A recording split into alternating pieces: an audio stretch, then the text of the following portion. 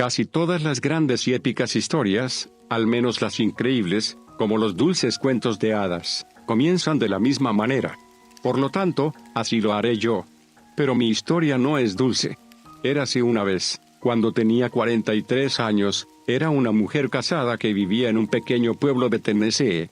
Mi esposo y yo teníamos buenos trabajos y no estábamos agobiados por hijos ni por deudas, como la mayoría de las parejas de nuestra edad. Poseíamos una modesta casa de 2 pisos y 3 habitaciones, llena de encanto artesano, con suelos de madera, elegantes barandillas, oscuros travesaños y una lujosa chimenea de azulejos. Era una mezcla de kitsch, retro y moderno. Habíamos pasado bastante tiempo, después de comprar la casa, haciéndola nuestra, renovando la cocina y los 2 baños del piso de arriba, reemplazando algunos balaustres de madera que faltaban, pero las pequeñas cosas que nos atrajeron a la casa inicialmente, como los azulejos de la chimenea y el pequeño y extraño baño debajo de las escaleras que ahora llamamos cariñosamente el Harry Potty, aún estaban intactas. Mi esposo tenía planes para el jardín y quería plantar en el patio trasero. Yo estaba ocupada con muestras de pintura y recortes de revistas de decoración. No teníamos prisa, ya que la casa nos gustaba tal como era, pero era nuestro hogar soñado, así que planeábamos hacerlo. Aún más soñado. Mi esposo era arquitecto en una pequeña firma local. No tenía planes grandiosos de convertirse en socio o ser el arquitecto más conocido, pero era muy bueno en su trabajo y le encantaba lo que hacía. Iba feliz a trabajar todos los días. Yo trabajaba en una organización sin fines de lucro local que ayudaba a personas mayores necesitadas. En ese momento, estaba trabajando en un proyecto que llenaría un gran vacío en la vivienda para personas mayores de bajos ingresos. Estaba satisfecha allí. No era fácil, pero las recompensas superaban con creces los desafíos. En cualquier noche, mi esposo y yo volvíamos a casa, cocinábamos la cena, hablábamos de nuestro día, compartíamos nuestras frustraciones y éxitos, generalmente con una cerveza o una copa de vino, y disfrutábamos de la compañía del otro. Lo que quiero decir es que, hasta esa fatídica noche en que fui separada abruptamente de mí misma, nuestras vidas eran completamente normales. No buscábamos problemas, pero seguro que nos encontraron. Bueno, a mí. Esa fatídica noche de martes, mi esposo se había ido a la cama bastante temprano, y yo había pasado la última hora recorriendo la casa, revisando ventanas y puertas, encendiendo el lavavajillas, trasladando una carga de ropa a la secadora y sentándome tranquilamente en la sala de estar, intentando avanzar en otro capítulo de mi libro actual. Cuando me di cuenta de que había leído la misma frase 6 veces, decidí que era hora de acostarme. Apagué la lámpara a mi lado, me levanté del sillón, y de repente, me quedé parada en el medio de la habitación, escuchando atentamente. Sentí que los vellos finos de mis brazos y la nuca se erizaban, como el pelaje de un perro. Algo estaba mal. Hice otra rápida ronda por el primer piso y, al no encontrar nada fuera de lo común, subí las escaleras sintiéndome mental y físicamente agotada. Pronto, me encontré en la cama, preguntándome cómo había llegado allí. Mi agotamiento debía ser tal que simplemente me deslicé sin darme cuenta por los movimientos de prepararme para dormir y acostarme. No pasó mucho tiempo antes de que un sueño profundo me venciera. Me sobresaltó un sonido que hizo temblar la casa varias horas después de haberme dormido. El ruido, profundo y masivo, reverberó en el aire como el impacto de un ariete contra un puente levadizo de un castillo. Mi esposo y yo nos miramos, confundidos, tratando de entender lo que acabábamos de escuchar. Si yo hubiera sido la única en oírlo, lo habría descartado como algo que había sucedido en mi estado de sueño más profundo, pero él también lo había oído. Con los ojos muy abiertos, dejamos nuestra cama, él para revisar abajo, y yo para hacer un recorrido por el segundo piso. Estaba más que un poco inquieta. El sonido, junto con la sensación de incomodidad que había tenido cuando me quedé parada en la sala de estar más temprano en la noche, eran más que suficientes para aumentar mi presión arterial. Podía sentirla latiendo en mis oídos. Hipersensible, podía casi identificar cada sinapsis de pensamiento, sentir cada leve corriente de aire en mi piel, podía percibir algo justo fuera de mi alcance.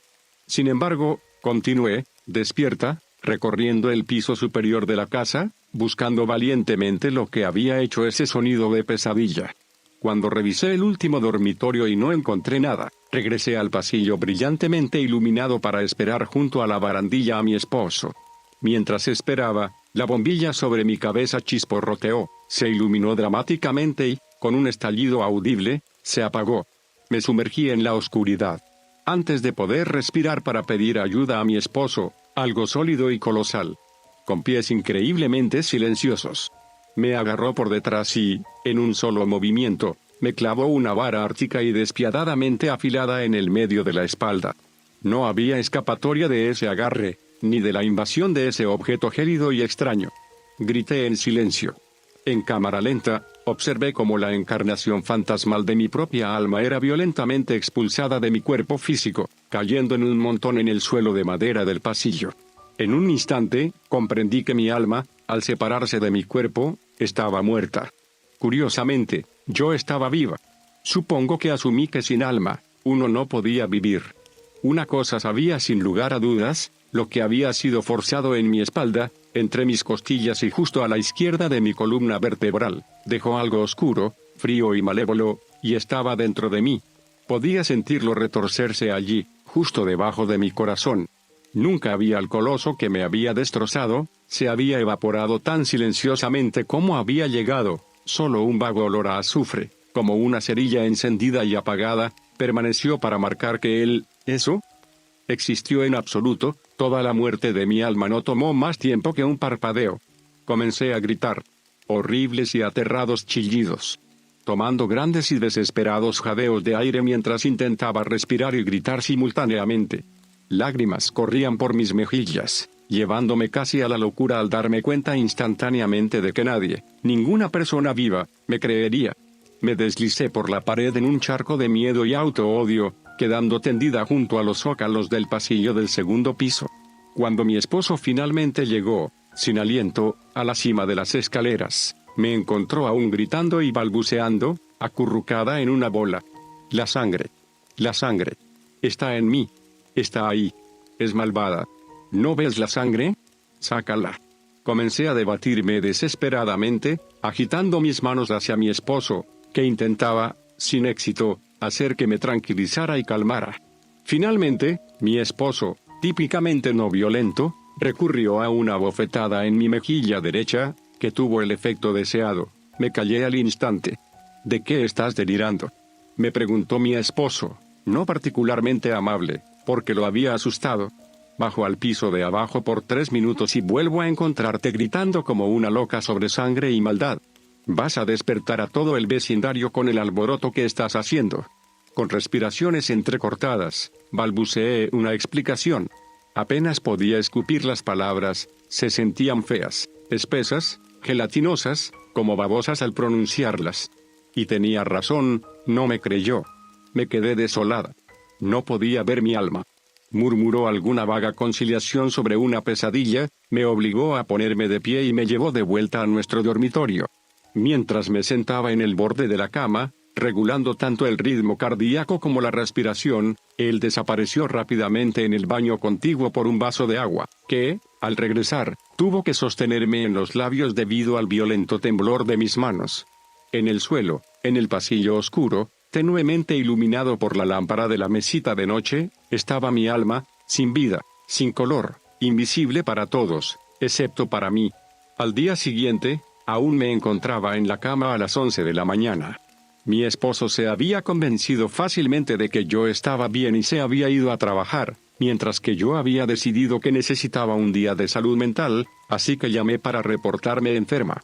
Cuando mi jefe me preguntó si estaba bien, aparentemente, sonaba terrible. Le aseguré que estaría bien y que solo necesitaba descansar.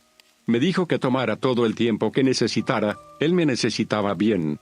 Había estado supina desde que mi esposo me había vuelto a arropar anoche. No solo eso, pero el sueño me eludía. El hombre de arena no me visitó. No salió ningún bostezo de mis labios. Ninguna somnolencia cerró mis párpados. Permanecí completamente despierta, con las sábanas tiradas hasta la barbilla, escuchando la respiración tranquila y sin problemas de mi esposo. La verdad es que tenía miedo de dejar la seguridad de mi cama. Nada podría sorprenderme si tenía la espalda firmemente presionada contra el colchón. No podía girar la cabeza a la izquierda, o vería a mi otro yo en reposo transparente de muerte en el suelo del pasillo, así que mantenía la vista desviada, mirando directamente hacia arriba, preguntándome si sería posible contar los pequeños bultos del techo de palomitas de maíz. Deberíamos poner tablones de madera flotante en el techo, pensé. Ocasionalmente, echaba un vistazo hacia las ventanas frente a mí y a mi derecha, con la esperanza de que la luz del sol que entraba en la habitación disipara la abrumadora sensación de malevolencia y temor, pero no lo hacía. De hecho, no tardé en darme cuenta de que odiaba esos rayos de luz que una vez me parecieron gloriosos más de lo que había odiado cualquier cosa antes. Si no hubiera estado tan convencida de que era peligroso salir de mi cama, me habría levantado, cerrado las persianas y corrido las cortinas para bloquear el sol. Finalmente, mi necesidad de usar el baño superó mi deseo de quedarme segura en la cama. Cualquier valentía que hubiera tenido dentro de mí había sido virtualmente borrada la noche anterior. Así que, como una niña que teme a la oscuridad, reuní el coraje que me quedaba, arrojé las sábanas y corrí a toda velocidad al baño en suite a unos pasos de distancia. Sentí un alivio vago una vez que cerré y aseguré la puerta detrás de mí. El baño era tan pequeño que la cosa que me había atacado la noche anterior no podría caber allí conmigo. Estaba a salvo. Aunque mucho menos cómodo que mi cama, el pequeño baño me parecía más seguro, así que me quedé allí mucho más tiempo del necesario, encontrando una excusa tras otra para retrasar mi regreso al dormitorio. La demora, sin embargo, fue algo productiva. Limpié el inodoro, limpié bien el lavabo, limpié la bañera y, después de eso, como la bañera ya estaba limpia, pensé que tal vez un baño caliente me relajaría. Llené la bañera con agua hirviendo, añadí un par de tapones de baño de burbujas como un capricho y unas gotas de aceite esencial de lavanda. Mientras el agua corría, las burbujas se formaban y el aroma de lavanda llenaba la habitación. Me desvestí, sintiéndome expuesta incluso estando sola en el pequeño espacio privado. Involuntariamente, me miré en el pequeño espejo sobre el lavabo y me vi obligada a detenerme y mirar. ¿Tal vez realmente estaba enferma? Mi piel parecía gris, mis ojos hundidos y vacíos, los iris, típicamente avellana, eran negros. ¡Qué demonios! Me incliné más cerca para asegurarme. Sí, negros. Por un capricho, me di la vuelta para ver si podía ver dónde me habían apuñalado la noche anterior. No me sorprendió en absoluto cuando encontré la marca roja y viva, del diámetro de una moneda, apenas cicatrizada y exactamente donde lo esperaba. Definitivamente no había sido mi imaginación. De repente, molesta y congelada, cerré el grifo de agua y me metí en la bañera sin ceremonias, aunque ya no sentía la necesidad de bañarme y el olor empalagoso de la lavanda me ahogaba. El agua caliente, junto con el frío que emanaba de mi cuerpo, era extremadamente dolorosa. El calor quemaba mi piel. El dolor era extrañamente placentero y parecía lanzar mi irritación repentina contra la pared como una toalla mojada.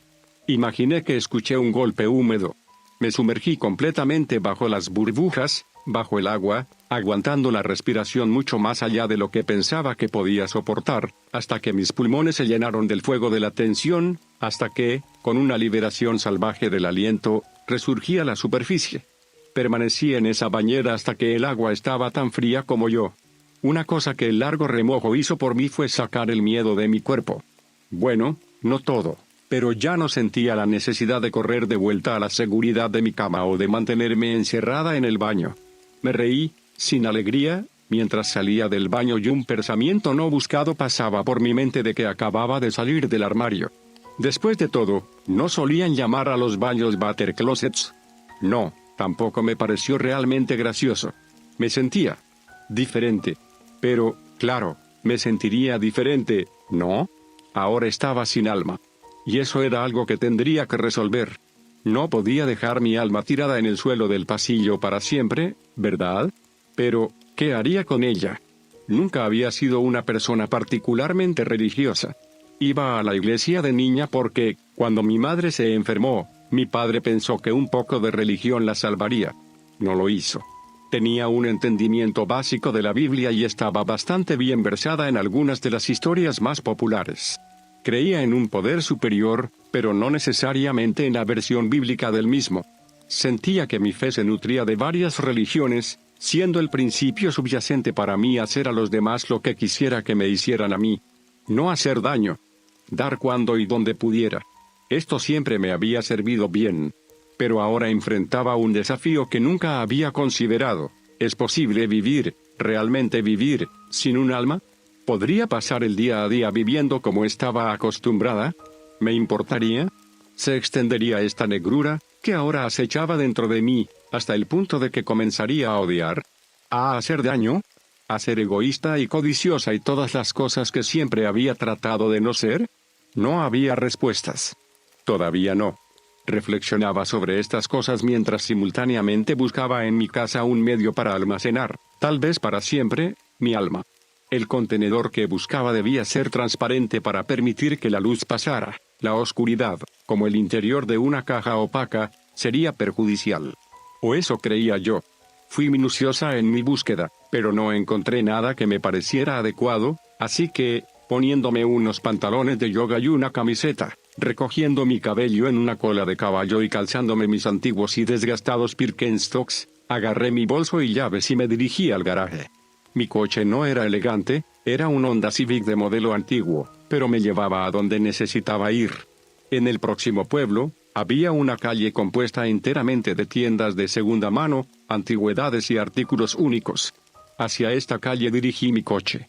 Todo me enfurecía en ese corto viaje y me encontraba deseando tener algún tipo de arma de proyectiles para apuntar a los idiotas que creían que eran dueños de la carretera. Al menos, una pistola de paintball habría sido suficiente. Mi rabia era total, sorprendente. Tuve mucha suerte de no sacar intencionalmente a alguien de la carretera. Sin embargo, logré mantener la compostura hasta llegar a mi destino. Cuando estacioné mi coche y salí al aire libre, mi ira se desvaneció.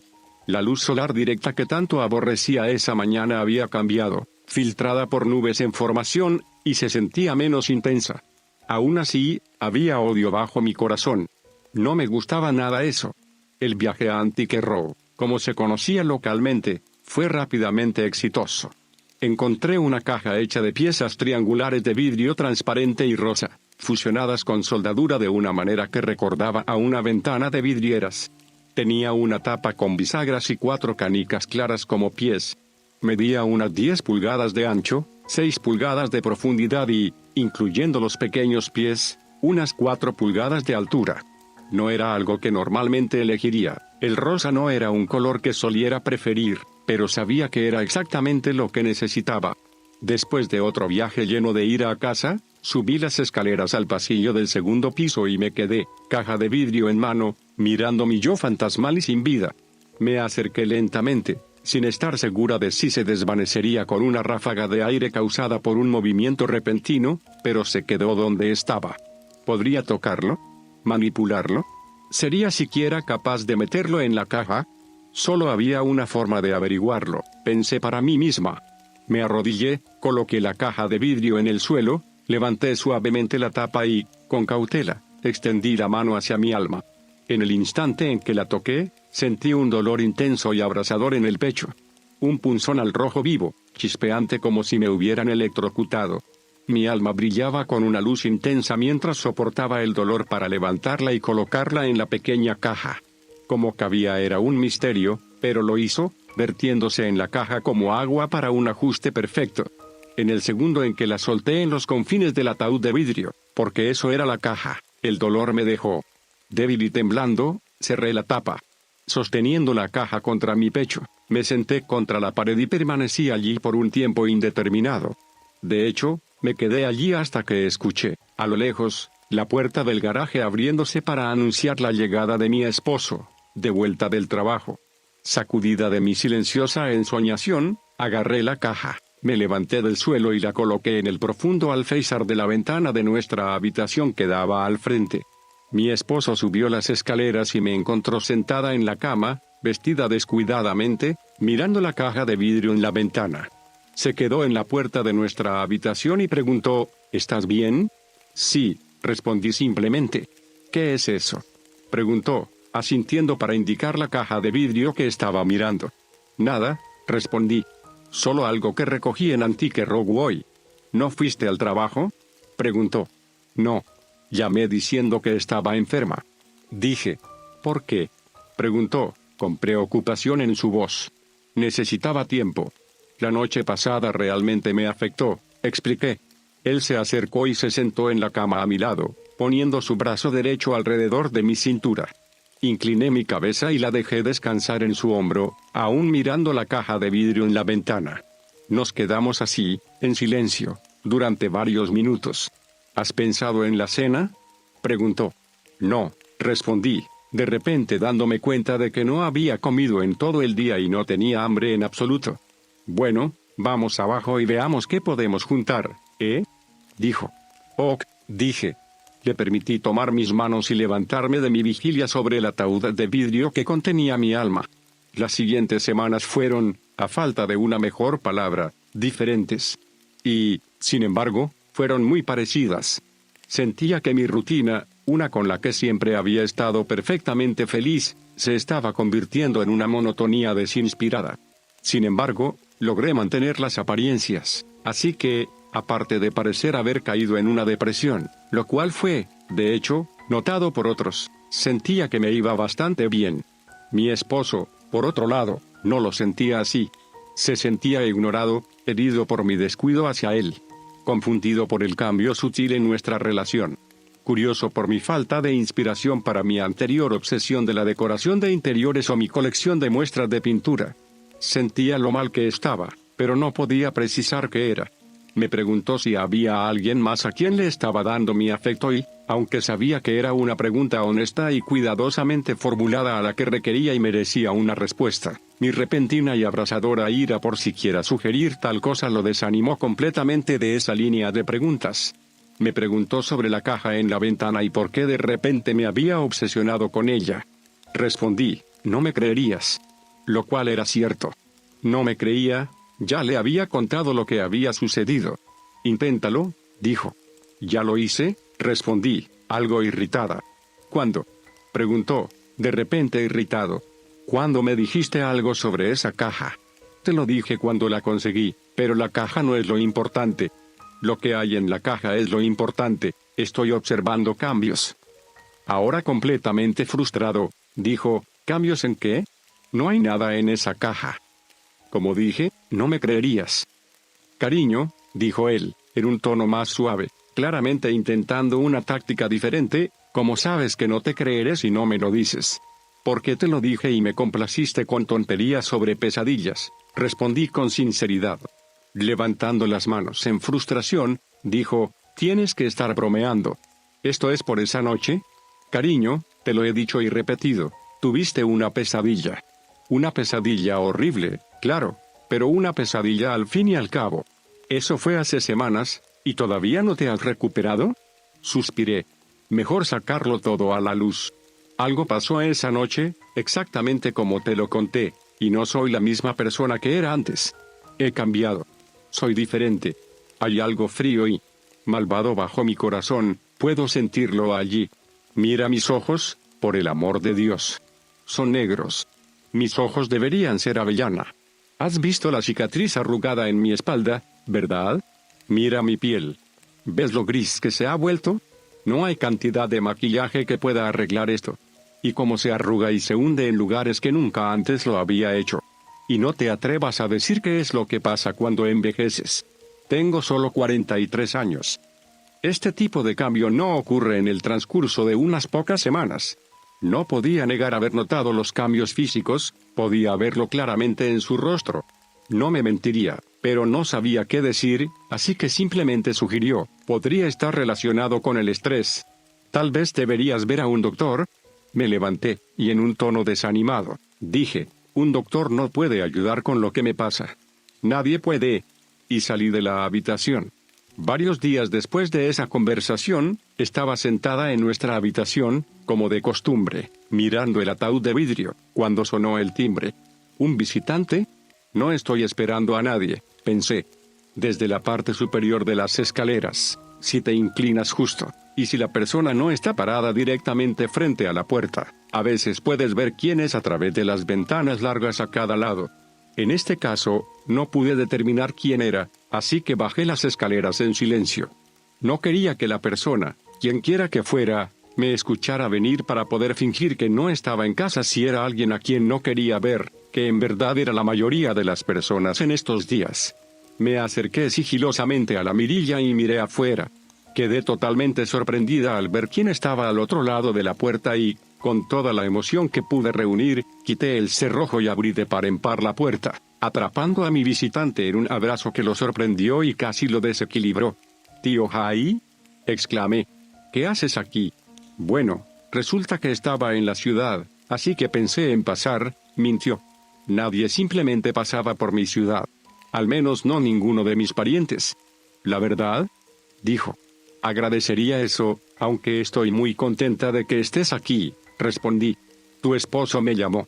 Creo que pensó que necesitabas algo de ánimo y, como no sabía a quién más llamar, me llamó a mí». «¿No estás enojada?». «Él pensó que estarías enojada. Él y yo discutiremos eso más tarde, pero no estoy realmente enojada. Estoy feliz de verte. Entra. Entra», dije, invitándolo a entrar, cerrando y asegurando la puerta detrás de nosotros. Vi que arrastraba una maleta bastante grande y, al ver que la notaba, dijo: «Voy a quedarme aquí unos días, si te parece bien. Tu tía está enseñando una clase de cerámica esta semana, así que no me extrañará mucho». Sentí que el invasor frío que vivía justo debajo de mi corazón daba un apretón que se manifestó como molestia, pero lo mantuve bajo control.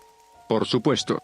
Déjame mostrarte tu habitación», dije, y, como un botones en un hotel, tomé su maleta e invité a seguirme escaleras arriba. «Nunca he estado aquí antes, ya sabes. Una vez que me haya instalado, ¿me darías un recorrido completo?», preguntó. «Claro. Y mientras te instalas, hay un baño en el pasillo justo afuera de tu habitación si lo necesitas. Yo haré café. ¿Te parece bien?». «Suena genial», dijo, aprobando. Me ocupé en la cocina, habiendo dejado a mi tío arriba acomodándose. No podía entender lo que sentía. Lo amaba, o sabía que debía, pero no sentía más que molestia por tener a alguien más en mi casa. Mentalmente me reprendí, entendiendo lo tonta que estaba siendo. Estaba feliz de verlo. Habían pasado años. Pero la visita se sentía extrañamente forzada. Supuse que mi esposo llamándolo de repente pidiendo ayuda para mí. «Bueno, podemos hablar de eso con el café». Él bajó habiéndose puesto una sudadera bien gastada con Brown University estampado en el frente, y unos jeans. No llevaba zapatos ni calcetines. Se veía, en verdad, cómodo. Sonrió fácilmente y aceptó una taza de café con gratitud, diciendo: «Es un viaje más largo de lo que esperaba». «¿Manejaste hasta aquí? ¿Desde Florida? Eso es una locura, Jai». «Bueno, tu esposo lo hizo sonar urgente y no quería pagar precio de último minuto para un vuelo a Nashville y luego tener que manejar 3 horas de todos modos, así que simplemente empaqué y me fui. Tu tía manda saludos, por cierto». Ella preguntó si debía venir también, pero le dije que quería ver qué estaba pasando primero. «Tu esposo lo hizo sonar urgente», repitió mi tío. Claramente estaba intentando que simplemente me abriera y le contara lo que estaba pasando, pero no sabía por dónde empezar. Dudé. «Puedes decirme cualquier cosa, ya sabes. No te juzgaré». «Lo sé», dije. «Pero la verdad es tan increíble. Mi esposo no me cree, porque tú lo harías». «Tu esposo mencionó algo sobre una pesadilla», dijo, de manera tranquila. «¿Por qué no empiezas por ahí? Ese es el punto, tío Jai. No fue una pesadilla». «Bueno, es una pesadilla, la estoy viviendo. Lo que pasó no ha terminado. Sigue sucediendo. Mi punto es, no lo inventé. Mi esposo piensa que arrastré parte de un mal sueño a la superficie y tengo problemas para distinguir qué parte es la realidad y cuál es la pesadilla. Pero no lo hizo.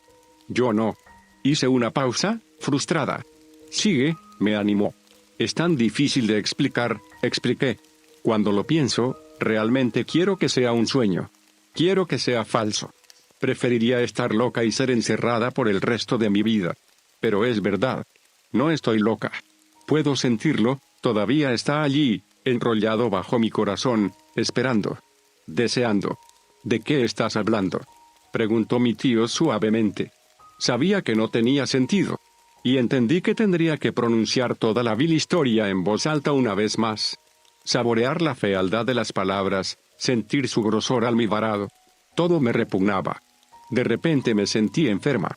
Mi piel ya gris debió palidecer alarmantemente porque mi tío de repente extendió su mano y me agarró del hombro diciendo, ¿estás bien? No. No estoy segura de que alguna vez vuelva a estar bien. Pero es mejor que escuches todo. Me vas a juzgar de la misma manera que mi esposo lo ha hecho, pero no hay forma de evitarlo. Ocurrió. Desde ahí, y por segunda vez, conté toda la horrible historia de manera entrecortada. Inútilmente, resultó. Mi tío tampoco me creyó. Claramente, dijo él, después de que terminé de hablar, tú crees que esto que te pasó es real, cariño, pero simplemente no puede ser. Seres colosales con dagas de hielo no existen. Además, no aparecen y desaparecen silenciosamente en una bocanada de humo. Esas son historias de hadas, cariño. Claro, pareces un poco pálida y algo demacrada, pero tu esposo dice que apenas duermes y no has comido en días. ¿Es cierto? Preguntó. Sí, dije simplemente. De repente, desconfiaba de mi tío, pero no sabía por qué. Bueno, entonces déjame llevarte a cenar y cuando volvamos a casa, déjame cuidar de ti por un cambio, ¿sí? Sí, dije de nuevo. ¿Qué más podía decir? Tuvimos, no puedo decir que disfrutamos, una comida juntos en un pequeño restaurante mexicano que generalmente me gustaba. Mi tío elogió el lugar y comió con gusto. Yo apenas toqué mi comida, me sabía a cartón, y solo probé vagamente mi margarita congelada habitual. Pero fingí estar interesada en la conversación, mientras mi tío hacía un esfuerzo concertado por hablar de cualquier cosa excepto de por qué estaba aquí o la historia que le había contado. Sentía como si estuviera evitando algo a propósito. Cuando terminamos de comer, caminamos un poco. Hacía calor, y no estaba de buen humor, el calor lo empeoraba. Finalmente, tratando de contener palabras que deberían permanecer no dichas para no herir los sentimientos de mi tío al pronunciarlas, me mordí la lengua tan fuerte que sangró y sugerí que fuéramos a casa para salir del calor. Estuvo de acuerdo, aunque lanzó un comentario sobre estar acostumbrado al clima caluroso y húmedo de Florida. A pesar de todo su buen humor forzado, parecía distinto a sí mismo. Conducimos la corta distancia a casa y cuando llegamos, mi esposo estaba allí. Él y mi tío se dieron palmadas en la espalda en señal de saludo, junto con un firme apretón de manos y un abrazo torpe. Luego pasaron un buen rato charlando con otra taza de café, ignorándome. Sin ser necesaria, deambulé por las escaleras y me dirigí a mi puesto habitual, vigilando mi alma. Esa noche, después del anochecer, hubo un fuerte golpe en la puerta principal. Todavía estaba despierta, sin haber logrado dormir, y estaba tan asustada que me quedé congelada. Mi esposo, mirándome de manera extraña, se levantó de la cama, se puso unos jeans y, al salir de nuestra habitación, se encontró con mi tío en el pasillo. Bajaron juntos las escaleras para responder a los insistentes golpes.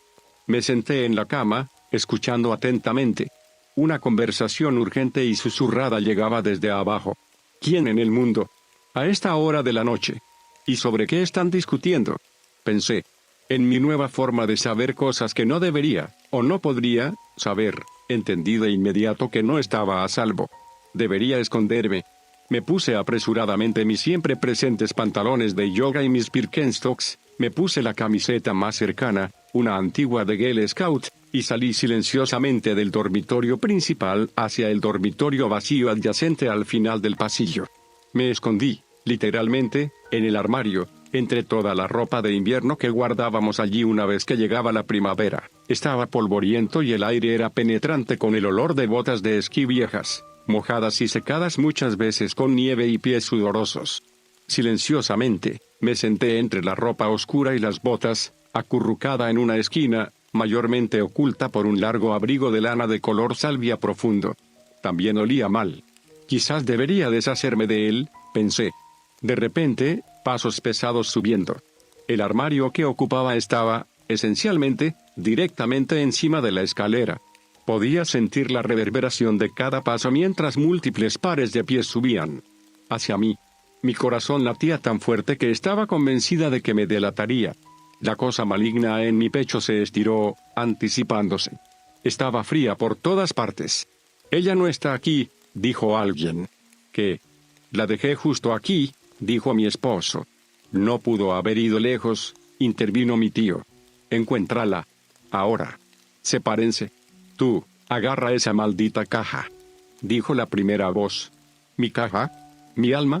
Pensé, de repente aún más aterrorizada. Más allá de toda capacidad de razonar, y en pánico por salvar mi alma, salí del armario y casi atropellé a un hombre corpulento, de cabello oscuro, con una bata blanca, como las que se ven en laboratorios y consultorios médicos. ¿Qué diablos? Pensé. Está aquí. Gritó. La tengo, y trató de agarrarme. Lo anticipé, sin embargo, y me deslicé a su lado hacia el pasillo, solo para encontrarme con una pared de 3 hombres más con batas blancas, cada uno con una mirada similar de urgencia y disgusto en su rostro. El hombre detrás de mí me dio un empujón repentino y agudo entre los omóplatos y caí hacia adelante en los brazos de los 3 frente a mí. Luché violentamente, gritando, golpeando, tratando de escapar, suplicando a mi esposo y a mi tío que hicieran algo. Pero ambos se quedaron atrás, luciendo incómodos, pero decididos. Esto es por tu bien, cariño. Ya verás. Tomé mi decisión hace mucho tiempo. Eventualmente, tendrás que tomar la tuya también, dijo mi tío, crípticamente. Sí, por el bien, repitió mi esposo, quien tenía una expresión de alivio y preocupación al mismo tiempo. ¿Qué decisión? Pensé. Detén sus gritos, gritó el de la bata blanca. Alguien me abofeteó en la cara, fuerte, pero eso solo sirvió para enfurecerme aún más y redoblé mis esfuerzos por escapar de su agarre. Dale la caja, sugirió calmadamente mi tío. ¿Qué? Dale la caja, repitió, pronunciando claramente cada palabra. Mi esposo dio un paso adelante, le entregó la caja a mi tío, quien se inclinó sobre mí y sostuvo la caja donde yo podía verla. Mirándome directamente a los ojos, dijo, si te resistes, romperás esto.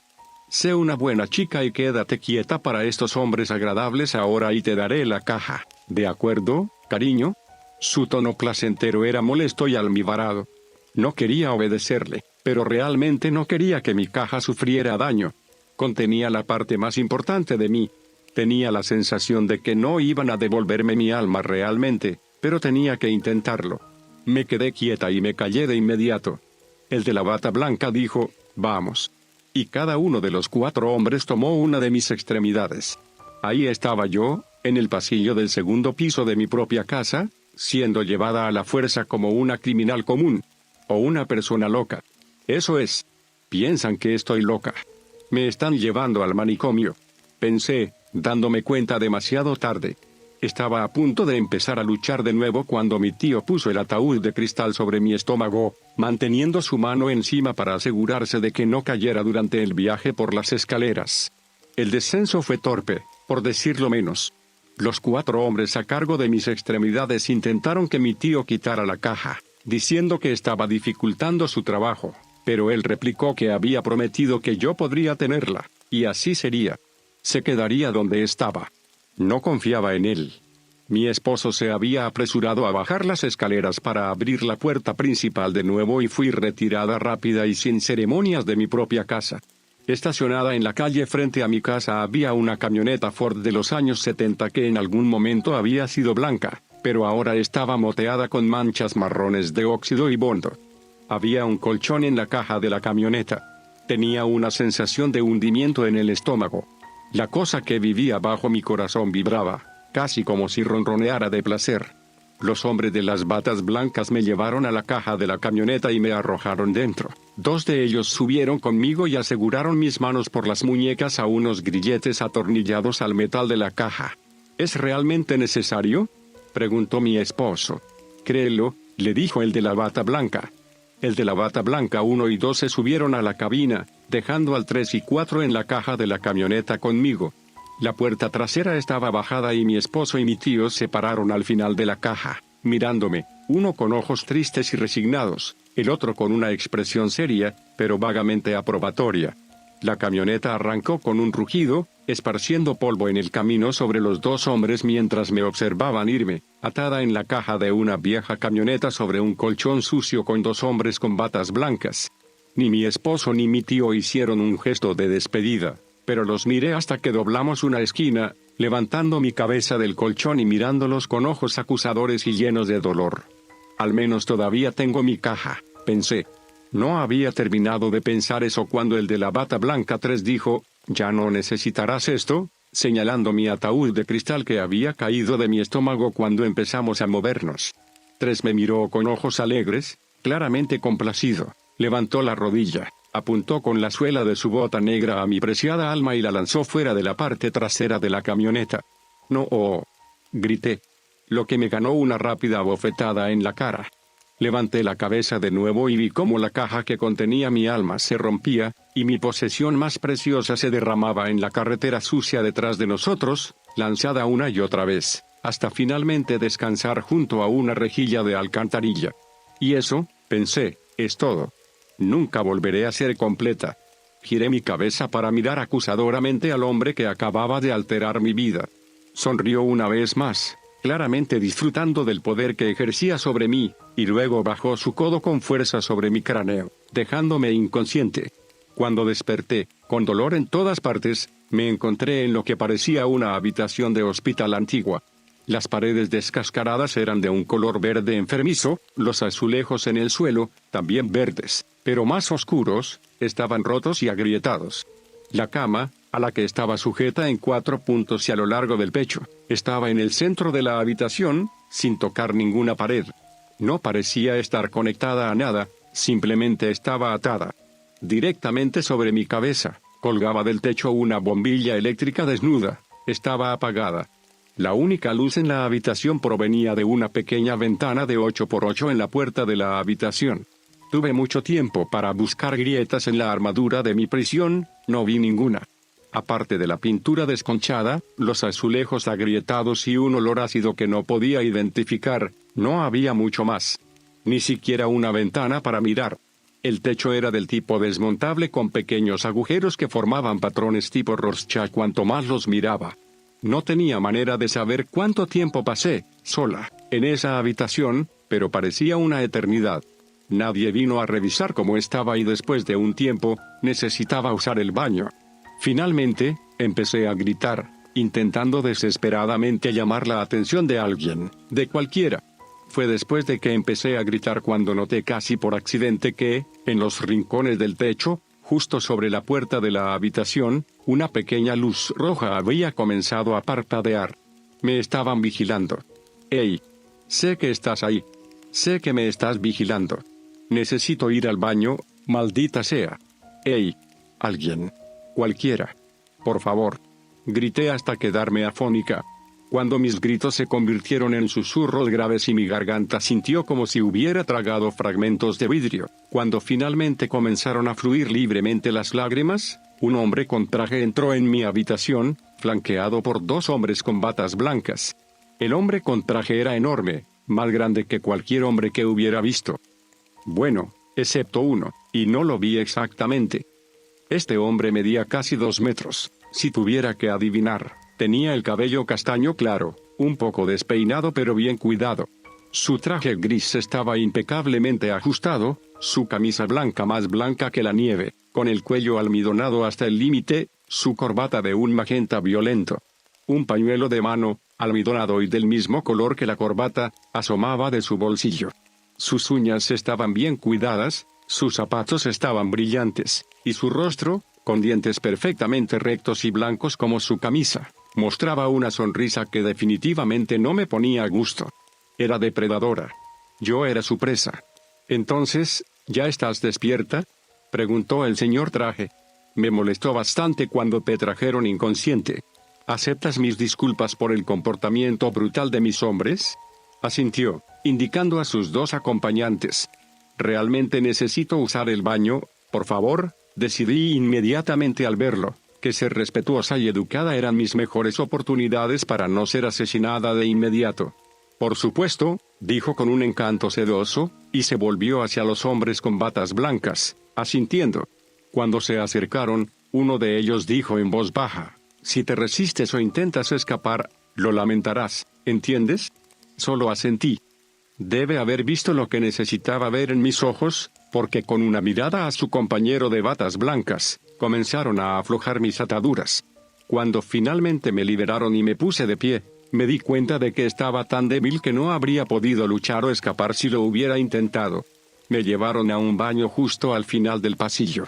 Girando la cabeza a izquierda y derecha, Podía ver habitaciones similares a la en la que había estado, sus ocupantes ya sea dormidos o mirándome con desinterés fingido. El baño tenía un solo inodoro. Sin ventana. Sin ducha. Sin espejo. Solo el lavabo y el inodoro. Eso era todo. Además, noté agradecida, productos de papel necesarios. Absolutamente nada que pudiera usarse como arma o para efectuar una fuga. Oriné por una eternidad y fue una cosa maravillosa. Finalmente, después de vaciar mi vejiga, tirar de la cadena y lavarme las manos, no pude retrasarlo más y abrí la puerta.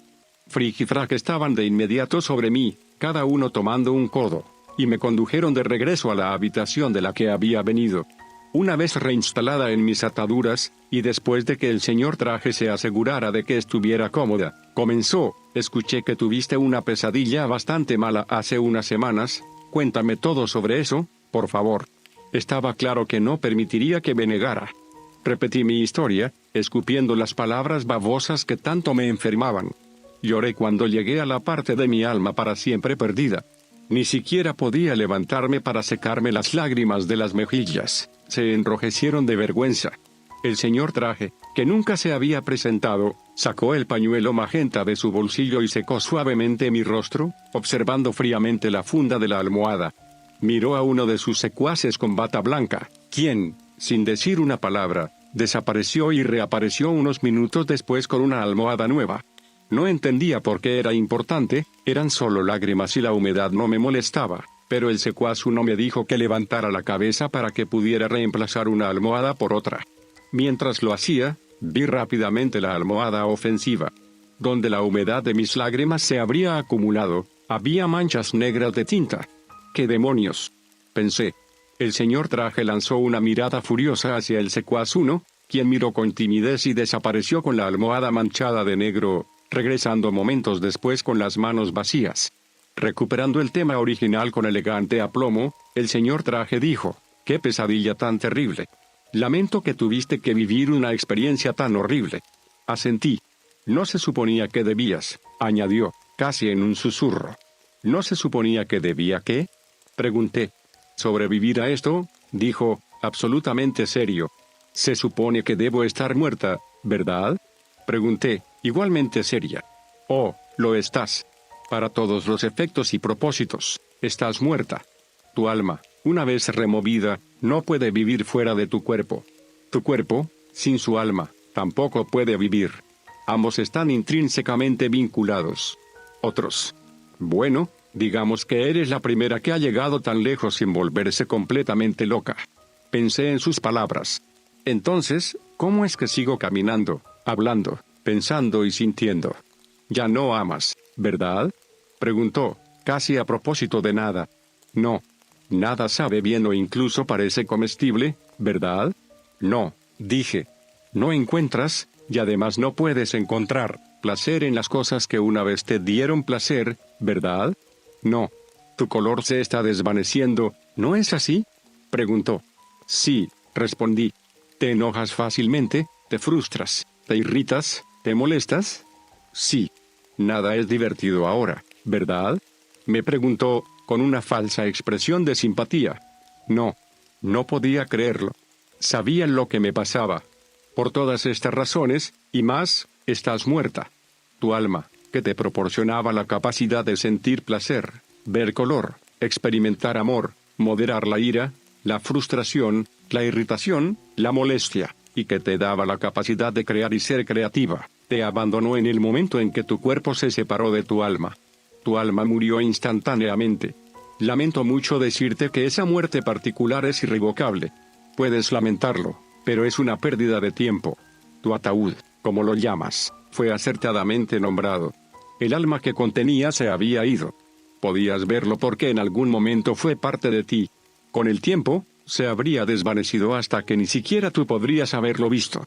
Tu esposo no podía verlo porque nunca le habías entregado realmente tu alma, ¿verdad? No, lo pensé. Tu feliz vida era solo una fachada. Intentando mantener el ritmo con los Jones, ¿eh? Bueno, no importa. Se encogió de hombros, distraído. Lo hecho está. El coloso, como tú llamas a la cosa, no yo, no es de esta tierra. En verdad, no es de esta dimensión. Tu frente se arruga de una manera peculiar cuando estás confundida. Sería casi entrañable si tú y yo estuviéramos destinados a ser amigos, lo cual no somos. El ser posee un poder increíble, no hay ninguno como él en ninguna dimensión. Se le llama el mortal. Es un nombre inapropiado, en realidad, ya que es inmortal. Aparte de su inmenso tamaño, tiene la capacidad de cruzar entre su dimensión y la nuestra, creando esencialmente una brecha temporal. Así es como puede venir e irse sin ser visto u oído. Cuando la brecha comienza a abrirse, envía una carga eléctrica aumentada. La bombilla del pasillo, si recuerdas. Cuando la brecha se cierra, deja el olor sulfurosos que describiste. Su otro poder, uno que admiro especialmente, es que puede ver entre las dimensiones.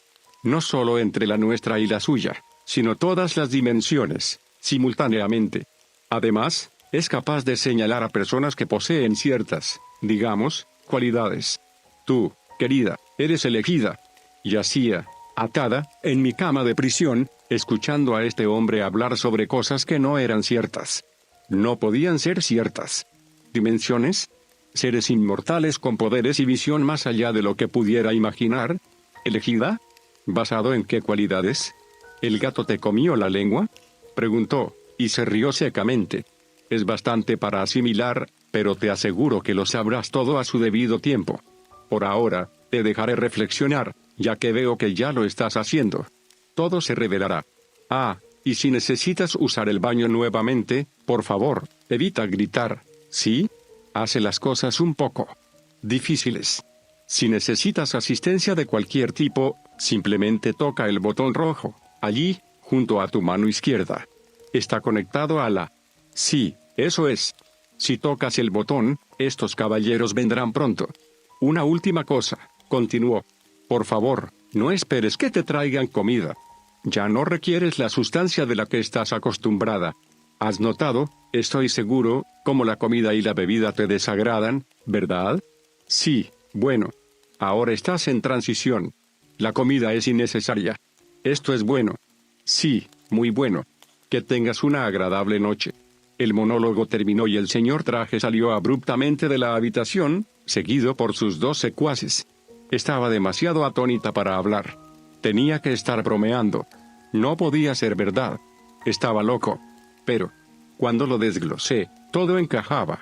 Las principales preguntas seguían sin respuesta, sin embargo. ¿Qué hay dentro de mí? ¿Con qué me apuñalaron y cómo expulsó mi alma? ¿Qué cualidades me convirtieron en un objetivo? ¿Cómo soy elegida y qué significa eso? ¿Por qué el señor Traje me resulta familiar? Mi mente giraba, y aún con la conmoción del golpe brutal en la cabeza, me sentí exhausta más allá de lo razonable, y el sueño descendió rápidamente. Esa noche, y en la forma de los sueños, intenté desesperadamente mostrarle a mi familia lo que había dentro de mí, acechando malvadamente bajo mi corazón. Era una sustancia fría, gris, gelatinosa. Sabían lo que era, aunque nunca lo había visto realmente, y además, me conocía. Como prueba, había infectado un rollo de papel higiénico al colocar un recorte de uña en el rollo. Se había metastatizado rápidamente, en solo unas horas, así que, al apuñalarlo violentamente con un cuchillo afilado, una sustancia gris salía del rollo de papel herido. Estaba horrorizada. Era más horrible de lo que pensaba. Ellos aún no me creían, incluso con pruebas. Dijeron que estaba jugando una broma, rieron de mi buen, aunque espeluznante, chiste. Mantenían que de alguna manera había infundido el rollo de papel con gel gris. No lo había hecho, pero no podía convencerlos de lo contrario. En mi sueño, lloré y grité, rogando que me creyeran. Les pedí que me permitieran mostrarles el proceso por el cual esto había ocurrido, pero no permitieron ni creyeron. Los batas blancas vinieron y me llevaron en una camisa de fuerza, y yo, revolviéndome contra las restricciones del sueño, luché contra las verdaderas que me mantenían en la cama tan violentamente que los huesos en mi muñeca izquierda se rompieron. Fue el dolor lo que finalmente me sacó de los sueños y me devolvió al mundo despierto. Cuando me calmé lo suficiente para tomar conciencia de mi entorno, la pequeña luz roja en el techo en la esquina de la habitación parpadeaba. Me estaban observando de nuevo. Esperaba la aparición de los secuaces del señor Traje, pero nadie llegó. Ellos miraban. Yo esperaba. Mi muñeca latía horrible. Temiendo dormir más, Observé la luz roja parpadear. Los miraba mientras me miraban. Esperaba mientras esperaban. No podía decir si era de día o noche verdadera, ya que la habitación que ocupaba no tenía ventanas. Sospechaba que no se daban cuenta de que realmente me había causado daño físico en mi estado de sueño, pero yo estaba más allá del perdón. El monstruo en el que me estaba convirtiendo se estiraba en anticipación. Cada vez que sentía ira, él sentía alegría. Cada vez que sentía dolor, tristeza o confusión, él se sentía bien, feliz y orientado. Entendía claramente que cada sentimiento negativo permitía que la espiral oscura creciera. Y crecía, porque no podía traer un pensamiento feliz a mi mente. Todo era dolor y horror y confusión. Estaba cerca del odio, el desprecio y el miedo. Cada uno de estos sentimientos permitía que el monstruo dentro de mí llenara el espacio que mi alma había ocupado recientemente. Sabía que me estaba convirtiendo en otro. Humano, pero no humano. Elegida. Pero no entendía. Esperaba, pero temía, que el señor Traje lo explicara pronto. Esperé mucho tiempo. El ansiado impulso de comer nunca llegó. El ansiado impulso de usar el baño solo era una inclinación vaga, nunca una necesidad urgente como había sido ayer. ¿Era ayer? Podría haber sido la semana pasada o solo hace una hora, no podía decirlo, pero eventualmente, la puerta se abrió y el señor Traje entró, seguido esta vez por sus dos secuaces. El señor Traje había cambiado de ropa. El conjunto de hoy era de un azul marino sólido, con una camisa blanca perfectamente almidonada y una corbata casi amarilla neón y un pañuelo a juego con un pequeño patrón negro que no podía distinguir. Cada hebra de cabello estaba en su lugar perfecto, sus zapatos reflejaban la habitación opaca. Su sonrisa brillante e insincera era la misma que la última vez que lo había visto. «Buenos días», dijo el señor Traje suavemente. «Sospecho que puedes estar con algo de dolor». Lo sabía, pero claramente no le importaba. Curiosamente, a mí tampoco. «No importa», respondí. «Oh», dijo él, «pero sí importa. Si estás en dolor, todavía estás bastante al principio de tu transición. Si no estás en dolor, la transición está cerca de sus etapas finales. Necesito saber, honestamente si es posible, cómo calificarías tu dolor en una escala del 1 al 10. No quería responderle. Quería desafiar a este hombre.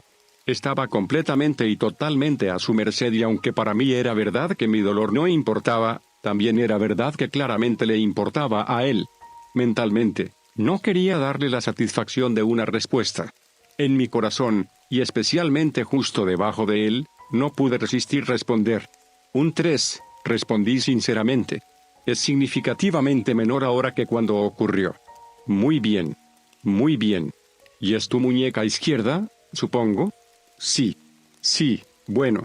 Traeremos la máquina de rayos X para determinar la extensión de la fractura, dijo distraídamente y se dio la vuelta para salir de la habitación. Espera. Le llamé. Él vaciló en la puerta, su mano en el marco. Con la espalda hacia mí, dijo, responderé todas tus preguntas, pero no ahora. Ahora, tengo otras preocupaciones. Y me dejó sola con Frick y Frack. Los secuaces realizaron sus funciones como técnicos de rayos X, determinando que había fracturado tanto el cúbito como el radio justo en la articulación de la muñeca, limpiamente a través de ambos huesos. Me sorprendió. El dolor que estaba experimentando era tan mínimo que esperaba mucho menos daño. Frick, o era Frack, me dijo que volverían más tarde para revisarme y hacerme una radiografía de la muñeca nuevamente. Sin yeso. Solo no te muevas y si duele, aguántalo. Estaba pasando demasiado tiempo en mi propia cabeza. Dormir estaba fuera de cuestión. Aunque sería un escape, no quería pasar por otra pesadilla. Había tenido demasiadas últimamente, y ambas me habían dañado de alguna manera. La pequeña luz roja en la esquina de la habitación seguía parpadeando, y yo yacía en la cama, con los ojos abiertos y lo más quieta posible. Horas más tarde, los secuaces volvieron con la máquina de rayos X. Hicieron su evaluación rápidamente, y con labios sellados, llevaron la máquina de regreso. Alrededor de 15 minutos después de que se fueron, la puerta se abrió y el señor Traje entró de nuevo, esta vez solo, y cerró la puerta silenciosamente detrás de él. No avanzó más en la habitación, sino que se quedó junto a la puerta. «Necesitamos una muestra de tu sangre», dijo, sin preámbulo. Puedes dárnosla de buena voluntad y será más fácil, o podemos inmovilizarte más y tomarla de todos modos. ¿Qué opción prefieres? Mi respuesta sorprendió incluso a mí, ya que fue dada sin vacilación y además, sin mi permiso, aunque era la absoluta verdad. Puedes tomar lo que quieras de mí. No lucharé. Satisfecho, el señor Traje se acercó. En su mano sostenía una jeringa grande, la más grande que había visto fuera de un televisor, y se movió con intención hacia mí. Mi horror se convirtió en alegría. Quería que tomara mi sangre. Me mantuve perfectamente quieta, moviendo solo los ojos para observarlo mientras clavaba, no suavemente, la aguja en el pliegue de mi brazo izquierdo. Esperaba ver sangre roja, oscura, espesa, dadora de vida, llenar la jeringa, pero lo que vi en la jeringa transparente me sorprendió, incluso en mi estado completamente calmado. La jeringa se estaba llenando con una sustancia espesa y grisácea, no muy diferente de la sustancia que había salido del rollo de papel de baño apuñalado en mi sueño. Jadeé, incapaz de evitarlo, y el señor Traje levantó la vista de su enfoque en la jeringa. ¿No es lo que esperabas?, preguntó. No. Y sin embargo, sí, exactamente lo que esperaba. Él solo me miró pensativo y volvió a concentrarse en la aguja en mi brazo.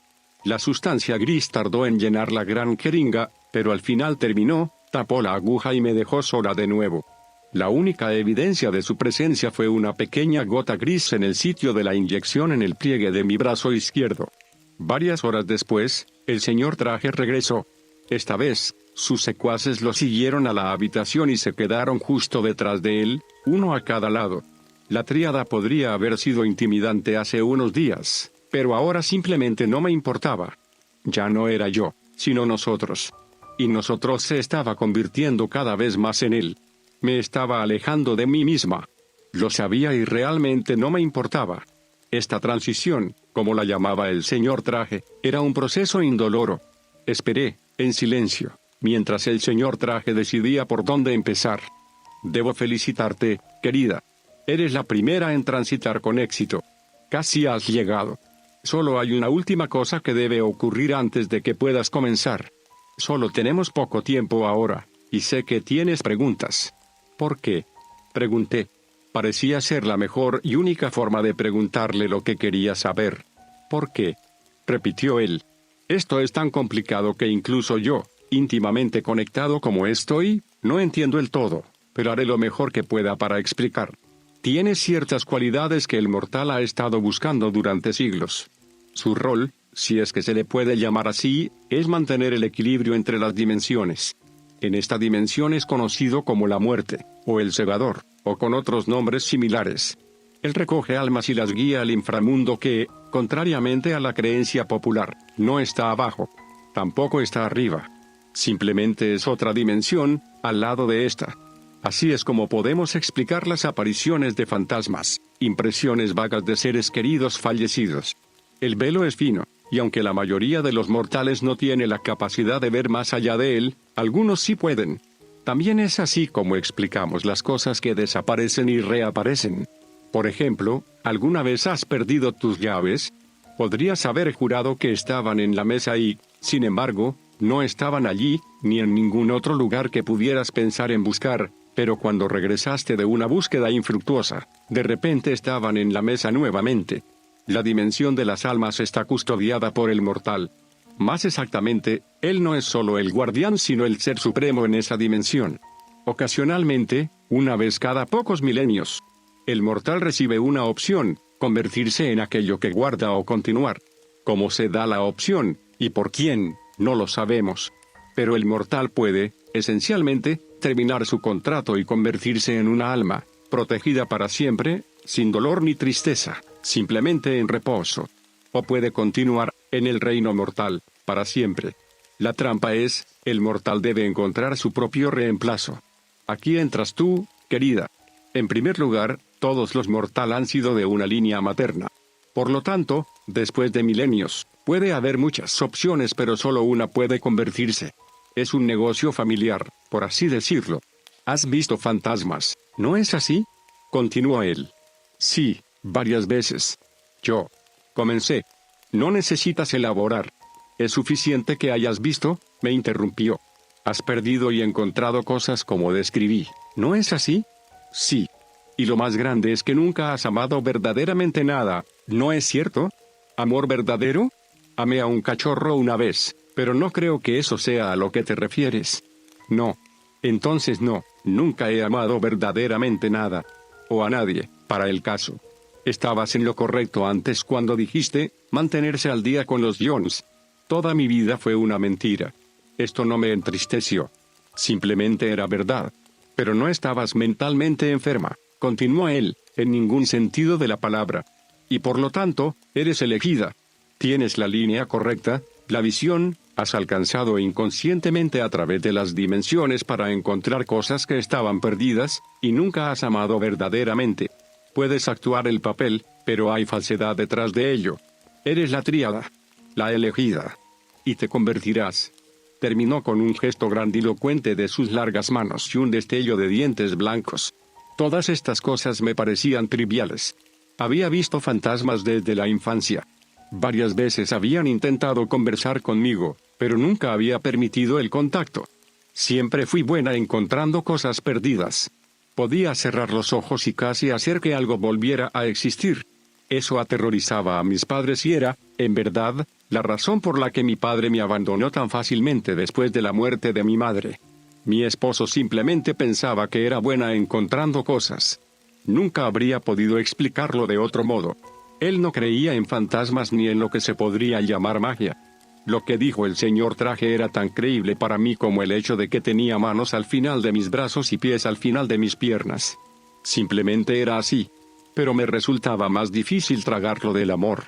Era verdad. Lo sabía. La cosa bajo mi corazón también lo sabía. Pero en mi cabeza quería creer que había amado y amado verdaderamente. ¿Acaso no me había casado con mi esposo? Eso era amor, ¿no? Estaba destrozada cuando murió mi madre y mi padre me dejó. Aunque ahora que estaba examinando las cosas más profundamente, me pregunto si simplemente estaba insegura sobre cómo seguir adelante en lugar de molesta por perder a personas que deberían haberme amado pero que tenían miedo de mí. Nunca había mostrado mi verdadero yo a mi esposo. Es por eso que nunca recibió verdaderamente parte de mi alma como la mayoría de las parejas casadas lo hacen. Es por eso que no pudo ver mi alma. ¿Con qué me apuñaló el mortal? Pregunté. Oh, eso es fácil. El mortal usó una de sus propias costillas. Él es antiguo, y sus huesos están cristalizados, pero son regenerativos. La esencia del mortal fue transferida a ti a través de ese cristal óseo. Tu alma no podía existir después de que el mortal colocara parte de sí mismo en ti, y por lo tanto, tu alma murió para que pudieras convertirte. Además, llevar parte del mortal dentro de ti decidiría en última instancia si eras capaz de convertirte, o simplemente morirías. ¿En qué me estoy convirtiendo? Pregunté, aunque ya conocía la respuesta, solo quería escucharlo decirlo. Oh, querida, dijo el señor Traje con una ceja levantada y una expresión de duda en su rostro. ¿No puedes decirme que no realizas la verdad ahora? Mentí. No lo sé. Él miró distraídamente su reloj. Bueno, estamos casi fuera de tiempo. Tu muñeca se ha curado completamente. Sí, así es. Estás casi convertida. El mortal llegará pronto para darte la última pieza que transferirá todo su vasto poder a ti. Ha tomado su decisión. Ha encontrado a su sucesora. Se convertirá en aquello que protege. Eres elegida. De repente, e inexplicablemente aterrorizada, giré mi rostro con los ojos bien abiertos hacia el señor Traje y dije, ¿cómo sabes todo esto? Él sonrió con su sonrisa repugnante y dijo, hice mi elección hace milenios. Y con eso, se dio la vuelta y salió de la habitación. No podía quedarme quieta. No podía continuar siendo restringida. Aunque aceptaba lo que venía, ¿cómo podría no hacerlo cuando podía sentir literalmente la verdad de ello? No me rendiría sin luchar. Tiré de mis ataduras y descubrí que estaban aflojadas, o más precisamente, tenía una fuerza mayor que antes y simplemente pude romperlas. Me levanté de la cama, puse mis pies en el suelo con cuidado, recordando lo débil que había estado cuando Frick y Frag me llevaron al baño días, semanas, horas antes. Pero cuando probé mis piernas, se sentían fuertes. La bata de hospital que llevaba era frágil, pero al menos estaba atada con firmeza y no permanecía expuesta. La luz parpadeante en la esquina continuaba parpadeando. Me estaban observando. Déjalos que miren, pensé para mí misma. Corrí hacia la puerta de la habitación, y la forcé con mi corazón latiendo con emoción y pánico, completamente insegura de a dónde ir. Simplemente elegí una dirección y comencé a correr. Corrí por pasillos tras pasillos. El edificio era un laberinto, pasé por habitaciones de personas igualmente restringidas como yo lo había estado. Nadie gritó ni intentó detenerme. Finalmente, encontré una escalera abierta y corrí, descalza, por varios pisos hasta que llegué a lo que claramente era el vestíbulo del gran edificio. Ventanas de vidrio se extendían por 4 lados, de piso a techo. Un escritorio de guardia con el guardia convenientemente ausente. Allí estaba la puerta principal. ¿Podría salir? Esto era demasiado fácil. La puerta cedió cuando la empujé y de repente estaba afuera, corriendo por un camino de concreto que giraba bruscamente a la izquierda y paralelaba el lado largo del edificio, luego se curvaba suavemente a la derecha y descendía hacia un estacionamiento débilmente iluminado. Había pinos a lo largo de ambos lados del camino. Mis pies comenzaban a doler, me sentía sin aliento, mi corazón palpitaba, pero seguía adelante. Escapar parecía necesario. Tenía que intentarlo. ¿Emoción? ¿Pánico? ¿No eran lo mismo? El estacionamiento estaba vacío, salvo por unos pocos coches. Al final del estacionamiento vi un auto solitario. Era vagamente rojo bajo las luces amarillentas. Apenas había comenzado a dirigirme hacia él cuando todas las luces del estacionamiento parpadearon, zumbando, se iluminaron intensamente y luego se apagaron todas al mismo tiempo con un pop. Por Dios, pensé. Y redoblé mis esfuerzos para escapar. El auto rojo era mi objetivo. Apenas había llegado al auto cuando sentí, más que ver, una gran presencia detrás de mí. Salté, un salto simple y fácil, a la cima del auto y giré. Un movimiento solo realizado con éxito por los dobles de riesgo de Hollywood. Me sorprendí a mí misma. Mi cuerpo se movía por instinto más que por cualquier acto o decisión propia. La vista ante mí era tan impactante que simplemente dejé de correr. El mortal era tan físicamente imponente que supe que cualquier posibilidad de escape era inútil. Y la cosa dentro de mí, que una vez fue parte de la caja torácica del ser frente a mis ojos, se extendió triunfante hacia el mortal como diciendo, sí, estoy aquí. He tenido éxito. Aquí está tu elegida. Fui empujada fuera de la cima del auto desde dentro de mi propio cuerpo, como un imán, la cosa dentro de mí atraída hacia el mortal. Desde mi repentino punto de vista, acostada de espaldas en el pavimento negro del estacionamiento frente al centro de investigación, pues era claramente eso, el mortal me miró y dijo, gracias. Con una última respiración profunda y clara, acepté mi destino. Con los ojos bien abiertos y consciente, y finalmente, con un conocimiento vastamente grande, me convertí,